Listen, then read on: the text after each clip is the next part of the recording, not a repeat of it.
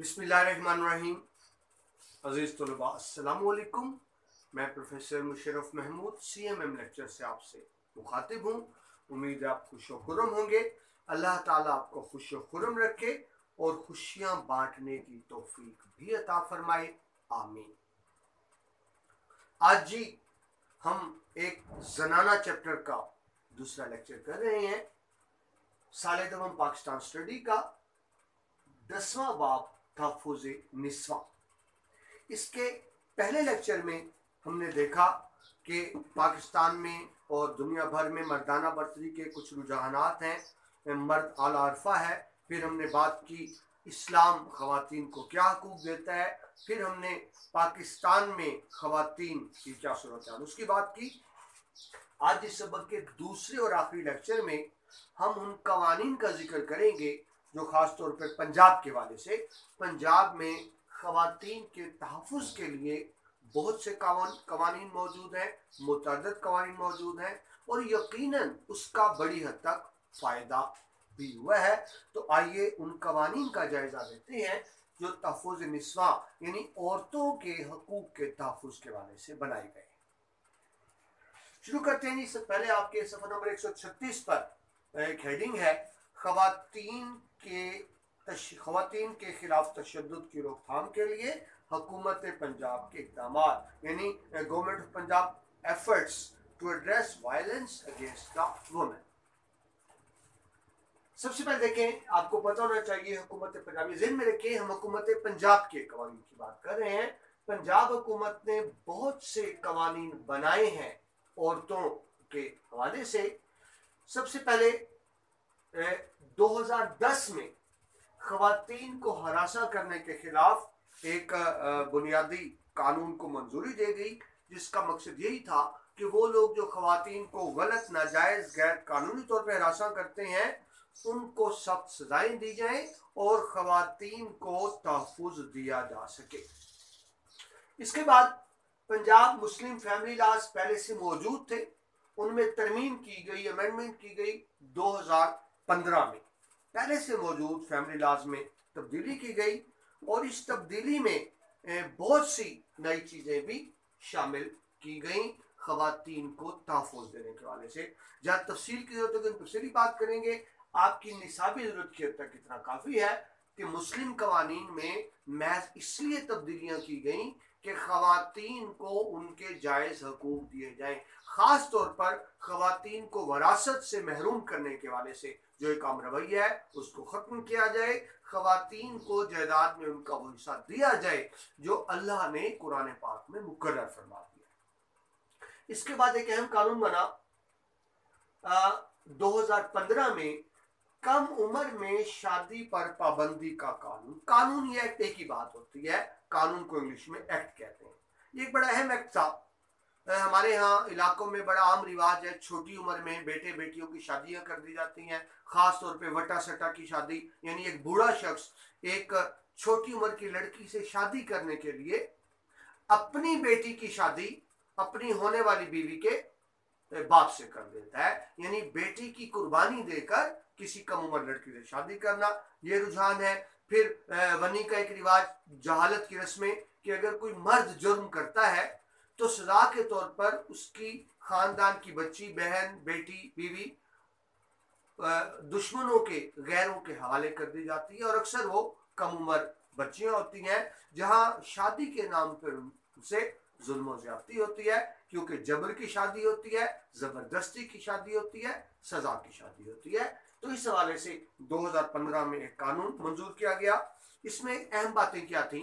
निकाह नामे में बहुत सी शराइत होती हैं, बहुत से कालम होते हैं, लेकिन निकाह का क्या करते थे? सिंपल यू क्रॉस कर देते थे उनको, जिसमें लड़की के हकूक हैं, बहुत से हकूक का जिक्र है कि लड़की को क्या हकूक है, कुल महर कितना मिला, कितना बाकी है।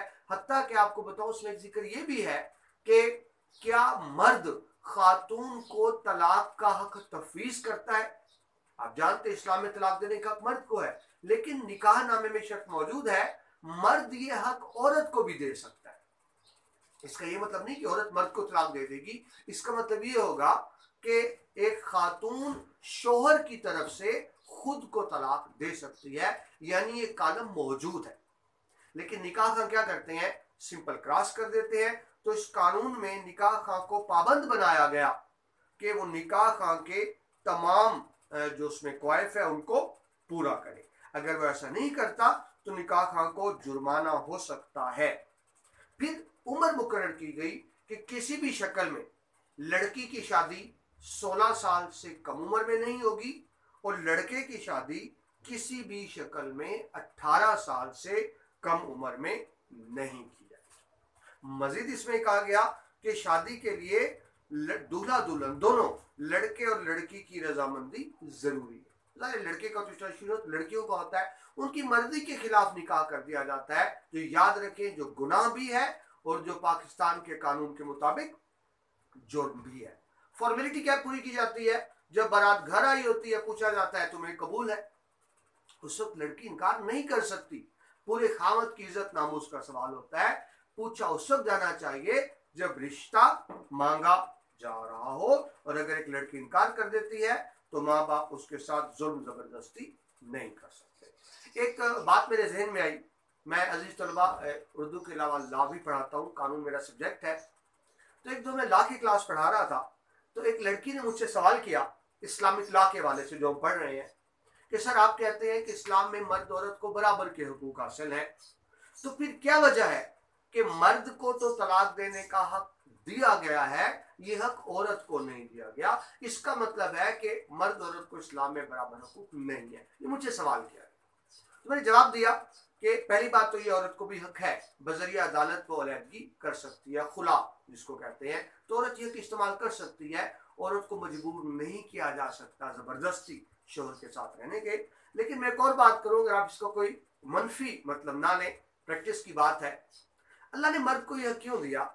मर्द में टॉलरेंस सब्र ज्यादा होता है, औरत में उतना सब्र का मादा नहीं जितना मर्द में रखा है। मर्द बर्दाश्त कर जाता है, बड़ी बड़ी बातें बर्दाश्त कर जाता है, औरत में उतनी बर्दाश्त नहीं होती।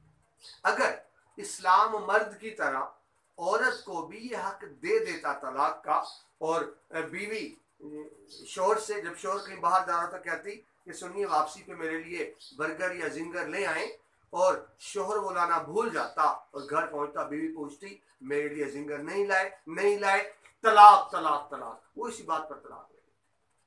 और फिर नतीजा क्या निकलता, मुल्क की 99% औरतें तलाक लेकर घर बैठी होती। यही वजह है कि इस्लाम ने एक औरत को नहीं दिया, मर्द को दिया, वो बहुत कुछ बर्दाश्त कर लेता है। मगर खैर ये तो एक मजाक की बात थी, औरत भी बजरिया अदालत खुला ले सकती है। जी, तो ये हमने बात की कम उम्री में शादी के कानून 2015। इसके बाद आगे बढ़ते हैं, 2016 में भी एक अहम कानून बनाया गया, खवातीन पर तशद्दुद की रोकथाम का कानून। यानी कानून का मकसद ये था कि खवातीन पर तशद्दुद को रोका जाए, और अगर कहीं खवातीन पर तशद्दुद किया जा रहा है, किसी भी की तरफ से किया जा रहा है, तो उसके खिलाफ कानून हरकत में आए, उसको सख्त से सख्त सजा दी। जब चंद लोगों को सजा मिलेगी तो बाकियों को खुद ब खुद अकल आ जाएगी कि ये जुर्म है, हमने ऐसा नहीं करना, नाजायज भी है, गलत भी है, गुनाह भी है, और यकीनन जुर्म भी है। ये तो एक जनरल सी बातें थी हुकूमत पंजाब के हवाले से। अब आगे हम तफसील से बात करते हैं कि खवातीन को काम की जगह पर हरासा करने के खिलाफ हिफाजत का कानून 2010। देखिए, खवातीन का बुनियादी काम तो घर संभालना है, नौकरी करना नहीं है, मैंने पहले लेक्चर में अर्ज किया। लेकिन अगर घर के हालात तंग हो, मुआशी मजबूरियां हो, तो फिर कानून भी और इस्लाम भी औरत को इजाजत देता है कि घर से बाहर निकले, मर्द के शाना बशाना उसका हाथ बटाए, ताकि बच्चों को बुनियादी जरूरियात मिल सके। तो हमारे यहाँ जरूरत होती है, लेकिन बहुत सी खवातीन इसलिए नौकरी नहीं करती, काम पर जॉब पर नहीं जाती कि उनको हरासा किया जाता है, डराया धमकाया जाता है। इस वजह से वो घर बैठी रहती हैं, हालांकि उनमें काम करने की अहलियत भी है, काम करने की सलाहियत भी है, और उनको काम की जरूरत भी है। लेकिन वो कहते हैं इतना फ्रेंडली इन्वायरमेंट नहीं होता खवातीन के लिए बाहर, तो इसलिए वो घर रहने पे मजबूर है। और याद रखें, हमारे मुल्क की आधी से ज्यादा आबादी खवातीन की है। अगर सब घर बैठ जाए तो मुल्क तरक्की नहीं कर सकता। हमें इंकरेज करना होगा कि खवातीन भी अमली जिंदगी में काम करें। तो इसके लिए कानून बनाया गया कि खवातीन के लिए ऐसा इन्वायरमेंट बनाया जाए, ऐसा माहौल बनाया जाए कि बिला खौफ व खतर वो भी काम कर सके। उन्हें मर्दों की तरफ से, पुलिस की तरफ से, बॉस ऑफिसर्स की तरफ से हरासा किए जाने का डर ना हो। तो यह कानून खास तौर पर इसलिए बनाया गया, मुलाजम पेशा खवातीन को हरासा किए जाने की आम शिकायत दूर करने के लिए यह कानून नाफिज किया गया।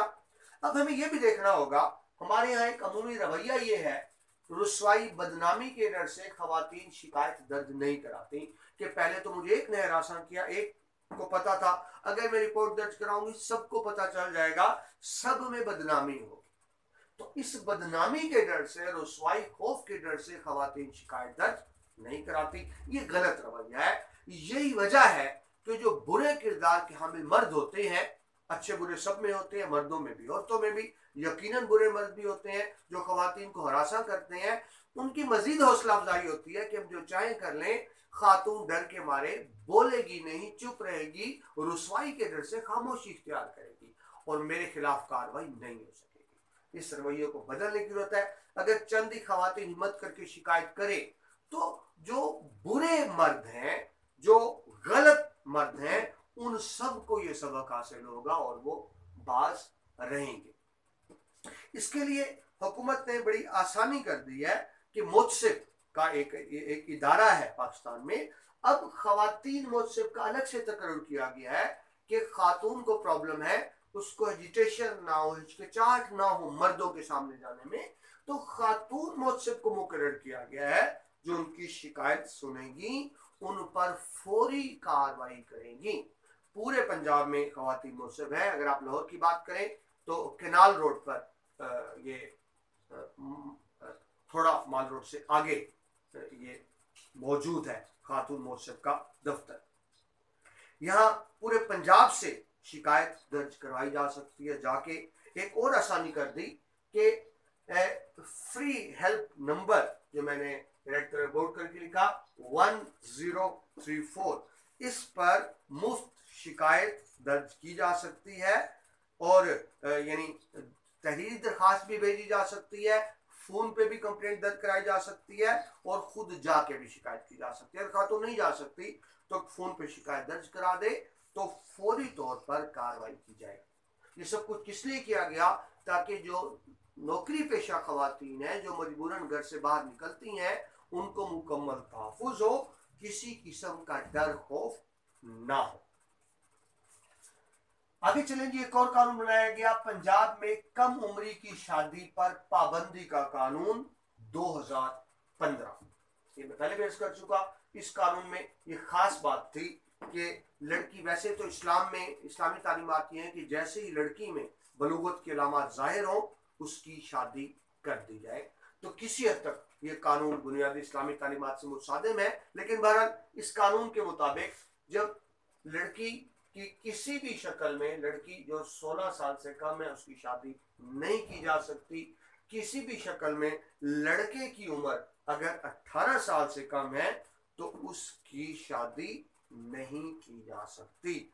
तो अगर ऐसी शादी होती है तो उसकी सजा है 6 माह तक कैद हो सकती है, 50,000 रुपए जुर्माना किया जा सकता है। जिस निकाह खाने निकाह पढ़ाया उसके भी लिए यही सजा होगी, और जो कम उम्र बच्चों के, खासतौर पर दुल्हन के वालिदैन है उनको भी, यानी दुल्हन की माँ को, बाप को, निकाह खां को, ये सबको सजा मिलेगी 6 माह कैद और 50,000 जुर्माने तक की, अगर कम उम्री में उनकी शादी कर दी जाए। तो ये सजा निकाह खां, दुल्हन, वालिदैन सबके लिए यकसा सजा है। तो चंद कवानीन थे जो हमने पढ़े, लेकिन बुनियादी अहमियत तहफ़्फ़ुज़ निस्वां के हवाले से जो सबसे अहम कानून बना है, जिसको हम तफसील से देखेंगे, वो है हुकूमत पंजाब का तहफ़्फ़ुज़ निस्वां एक्ट 2016। ये बड़ा ही जामिया कानून है, कम्प्रीहेंसिव कानून है। इसमें तमाम बातों को कवर किया गया है। सजाओं को भी पहले से सख्त किया गया। या यूं कहें कि पहले से जो कानून मौजूद थे उनको यकजा करके एक जामिया कानून बनाया गया 2016 में। इस कानून का बुनियादी मकसद तो वही था जो पहले पढ़ चुके, भी अर्ज किया कि पहले से मौजूद कानून को कंबाइन किया गया। इसमें यह किया गया कि खवातीन को जो मुख्तलिफ जराइम है उनके खिलाफ, खवातीन को जराइम बशमूल जुर्म की तरगीब, यानी एक कोई खातून को जुर्म करने की तरगीब देता है तो यह भी जुर्म है। किसी खातून के साथ घरेलू बदसलूकी की जाती है, यकसा सलूक नहीं किया जाता, मुलाजम का सलूक किया जाता है, उसको बेइज्जत किया जाता है तो ये घरेलू बदसलूकी हो गई। जज्बाती और नफ्सियाती बदसलूकी, जज्बाती बदसलूकी है कि उसको रवैये से, अमल से, कौल से, फेल से कमतर साबित करना। नफ्सियाती बदसलूकी मेंटल टॉर्चर करना। मुआशी बदसलूकी ये होगी कि खातून के बुनियादी अखराजात का ख्याल ना रखना, बुनियादी जरूरतें पूरी ना करना, मुआशी जरूरतें पूरी ना करना, ताकुब किए जाने का जुर्म। ये आदत होती है लड़कों को, तो मेरे बेटे सामने है कि अगर कोई बच्ची देखते हैं, बहनें हैं उनकी, तो अपना फर्ज समझते हैं उसको घर तक छोड़कर। तो ये ज़हन में रखिए, अगर जो बच्चे सुन रहे हैं कि ये जुर्म है किसी बहन को घर तक छोड़कर आना। साइबर क्राइम है, साइबर मोबाइल नेट के वाले से किसी को मैसेज करना, गलत मैसेज करना, तंग करने के मैसेज करना, मैसेज पर खौफजदा करना, ब्लैकमेल करना फोन के जरिए, तो इसको कहते हैं साइबर क्राइम। उनसे तहफ़्फ़ुज़ का काम, यानी वो तमाम जराइम जो औरतों के खिलाफ मदद किए जाते हैं जो आपको मैंने अर्ज किया, इन सारों से औरतों को बचाने के लिए कानून बनाया गया है हुकूमत पंजाब तहफ़्फ़ुज़ निस्वा एक्ट 2016। इस कानून की अहमियत यूं समझें कि नॉर्मली आम असम्बली में बिल पास होते हैं, कानून बनते हैं, लेकिन ये कानून खास तौर पे वज़ीर आला का मॉनिटरिंग यूनिट है जो लॉ एंड ऑर्डर के वाले से, ये कानून उसने तश्कील दिया, यानी चीफ मिनिस्टर सेक्रेटेरिएट में ये कानून खास तवज्जो से बनाया। अजीज भाई, ये तो आप जानते हैं कानून की मंजूरी तो असम्बली ही देगी, जो पंजाब का कानून होगा उसको पंजाब की असम्बली ही मंजूर करेगी, लेकिन जाहिर है बनाएगा तो कोई शख्स, यानी उसका मुसवदा और बिल तो कोई शख्स ही मुरतब करेगा ना, और फिर वो बिल असम्बली में पेश होगा। अगर वो मंजूर हो जाता है तो वो बिल कानून की शक्ल इख्तियार कर लेता है। तो इस बिल का जो मुसवदा है वो वज़ीर आला की मॉनिटरिंग यूनिट टीम ने बनाया है।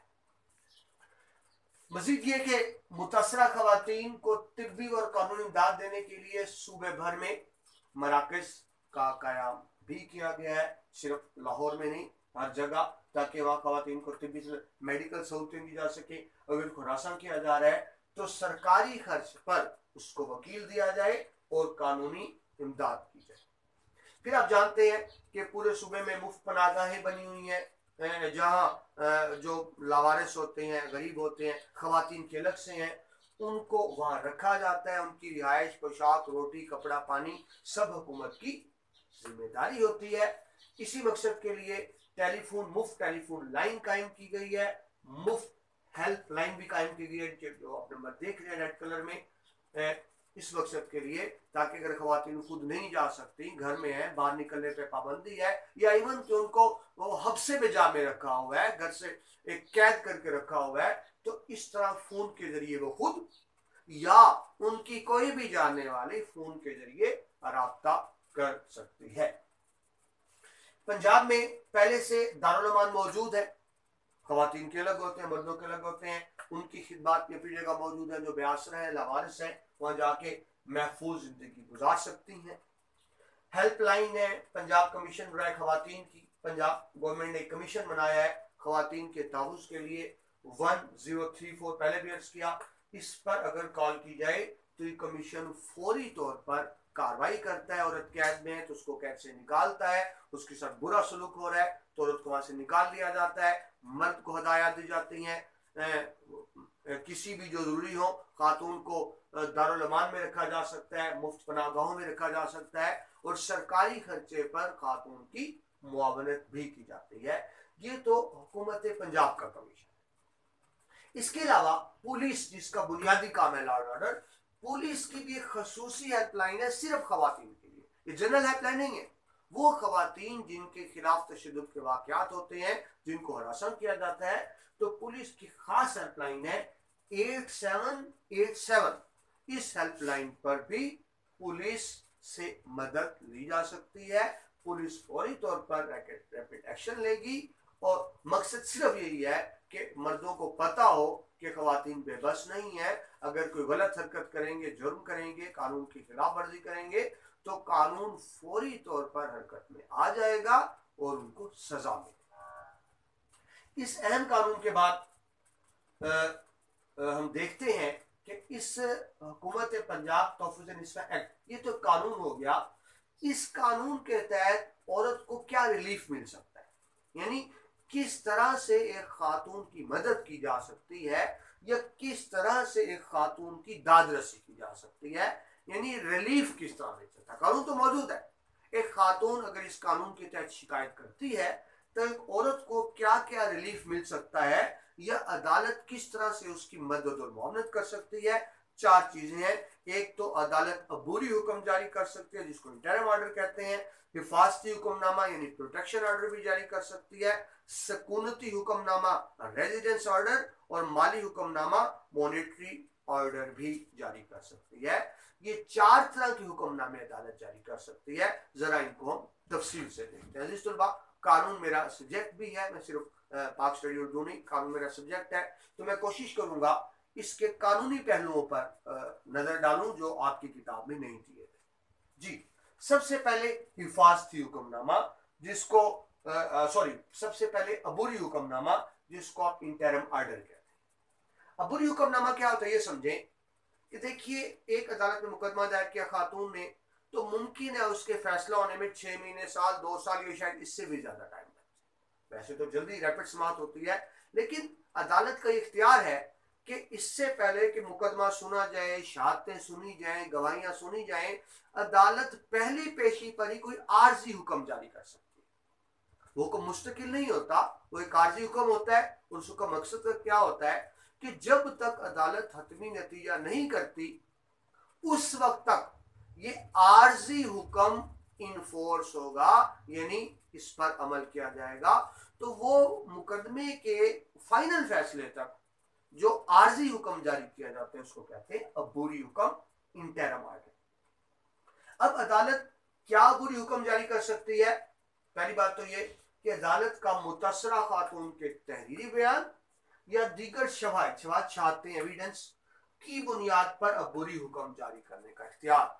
अदालत को अगर खातून एक तहरीरी दरखास्त देती है, उस दरखास्त पर पहली ही समाअत पर, पहली ही पेशी हेरिंग पर कोर्ट ऑर्डर जारी कर सकता है, औरत की दरखास्त पर भी। और अगर कुछ दूसरी एविडेंस मौजूद है तो उसको सामने रखकर, ये नहीं कि अदालत में औरत मुकदमा दायर कर दे और फिर महीनों और सालों इंतजार करे, नहीं, पहली पेशी पर इंटरिम ऑर्डर जारी हो जाएगा। लेकिन वो ऑर्डर आर्जी होगा।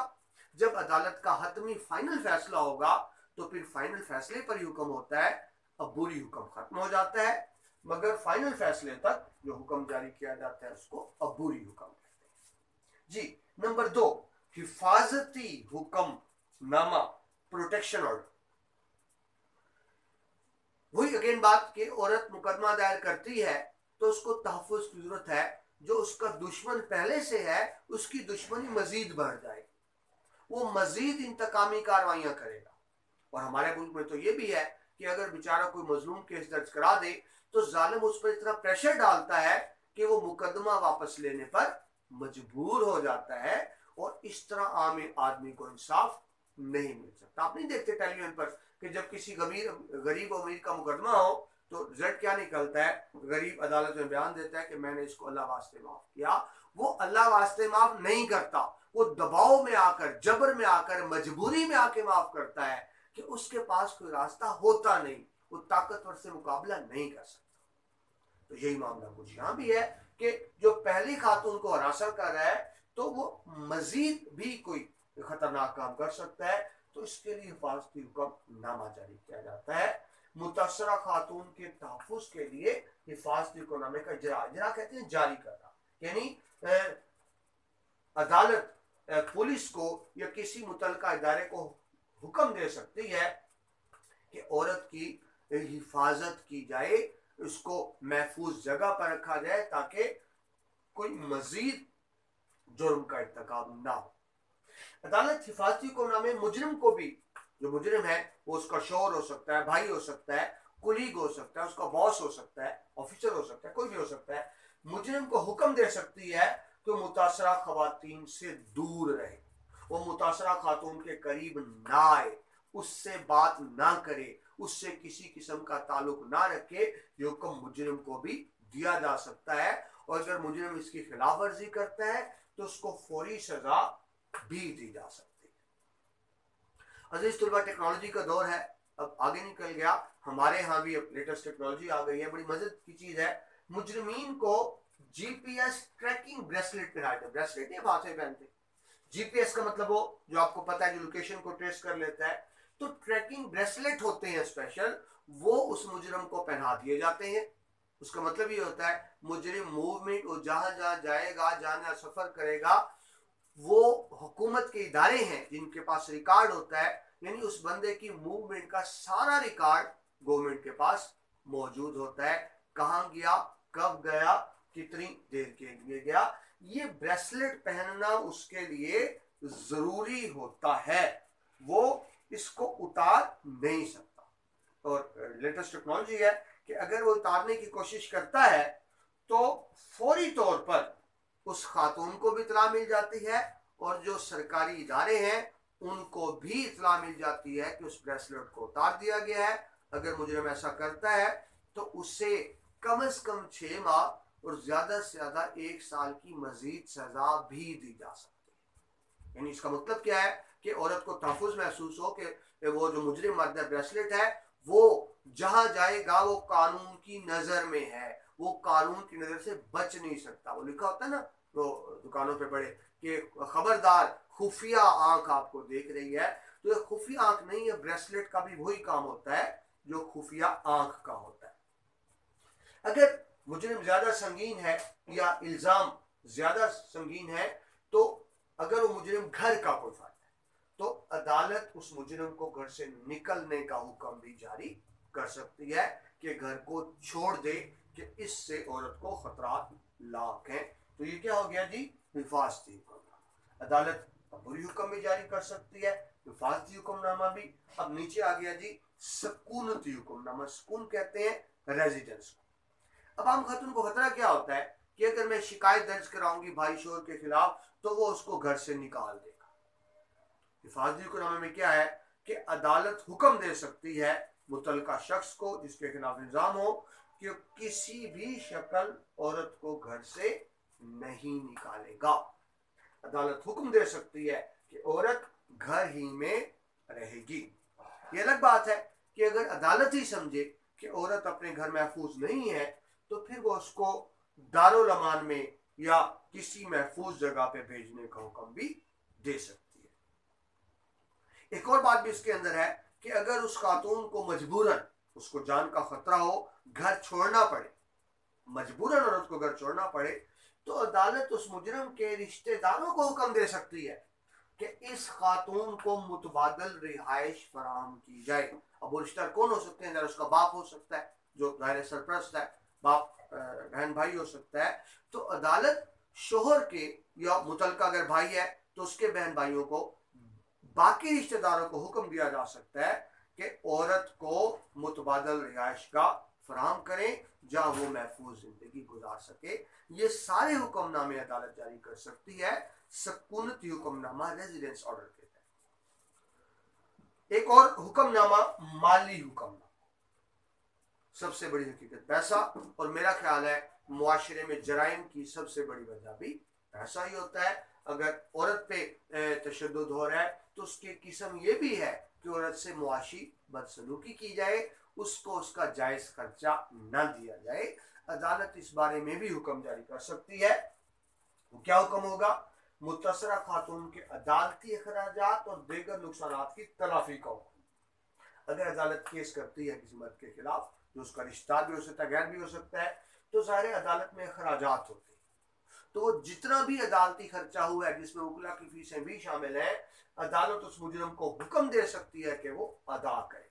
और इसी तरह अगर खातून का कोई और नुकसान हुआ है तो वो पूरे करने का हुक्म भी उस मुजरिम को दिया जाएगा जिसने मुजरिम किया। मैं बार बार कर रहा हूं, मुजरिम कौन हो सकता है? उसका शोहर हो सकता है, भाई, घर का फर्द भी हो सकता है, या अगर वो दफ्तर काम कर रही है तो दफ्तर में कुलीग या ऑफिसर भी हो सकता है। मुतासरा खातून के रोजगार और तभी अखराजात की तलाफी का हुक्म। अगर एक खातून किसी तशद्दुद की वजह से मजबूर होकर घर बैठ गई, उसकी तनख्वाह रुक गई, उसके अखराजात पूरे नहीं हो गए, बेरोजगार हो गई, तो उसको जितना नुकसान हुआ उसकी तलाफी भी की जाएगी। और अगर वो बीमार होती है, नफ्सियाती दबाव में या मेडिकली वैसे बीमार हो जाती है, तो उसके अखराजात का हुक्म भी अदालत मुजरिम को देगी कि वो अदा करे, और वो अदा करने का पाबंद भी होगा। मुतासरा खातून और उसके बच्चों के लिए माकूल बंदोबस्त हो।